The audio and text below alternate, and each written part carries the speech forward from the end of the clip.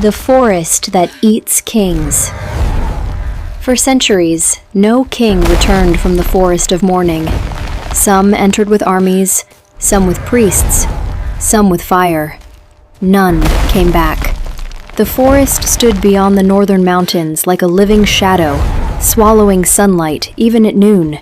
Trees twisted like giant claws, their roots moving beneath the soil like snakes. The people believed the forest was cursed by the gods themselves. Every ruler of the kingdom of Velmora received the same warning on Coronation Day. Rule the land if you must, but never enter the forest. King Edric ignored it.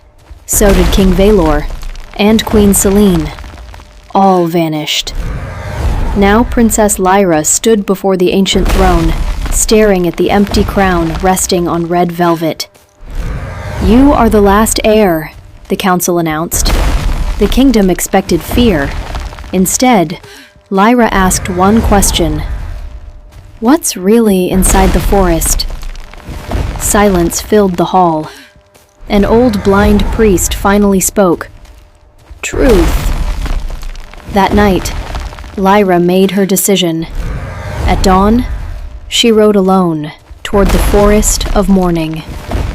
The moment she crossed the border, the air changed. No birds sang, no wind moved. Even her horse trembled beneath her. The trees seemed alive, bending inward as though watching her pass. Strange whispers echoed between the trunks. "Turn back, another royal to feed the roots." Lyra gripped her sword tighter. Hours passed before she found the first corpse. A rusted crown lay beside skeletal remains wrapped in royal armor. Vines had grown through the bones. King Valor. Further ahead, she found dozens more, rulers from forgotten ages. The forest had not eaten them. It had imprisoned them. Suddenly the ground shook. Massive roots exploded from the earth, wrapping around her horse and dragging it underground. Lyra barely escaped, rolling across black soil as towering figures emerged from the darkness. They were not human. 12-foot creatures covered in bark and moss stared at her with glowing white eyes. Their antlers stretched like tree branches. Guardians. One stepped forward. "You carry royal blood," it growled. Lyra raised her blade. "Did you kill the kings?" "No." The creature pointed deeper into the forest. "They killed themselves." The guardians led her into the heart of the forest, where an impossible city stood hidden beneath the trees. Golden towers rose through giant roots. Rivers of glowing blue water flowed between marble streets. Thousands of people moved through markets and temples untouched by time. Lyra stared in disbelief. This kingdom still exists. An old woman approached, wearing a crown made of silver leaves. "We are Elendor," she said softly. "The first kingdom." Lyra froze. Elendor was a myth, a civilization believed destroyed 1,000 years ago.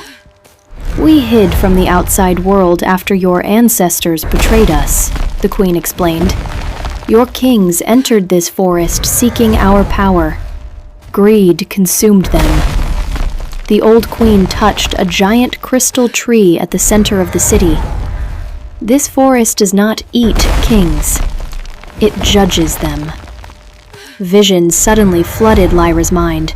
She saw ancient rulers invading Elendor for immortality, burning villages, slaughtering children, stealing magic. The forest had trapped every corrupt ruler who entered afterward, not as punishment, as protection. Tears filled Lyra's eyes. "My kingdom was built on lies." "Yes," the queen said, "but you came seeking truth, not conquest." The crystal tree began glowing brighter. The guardians knelt.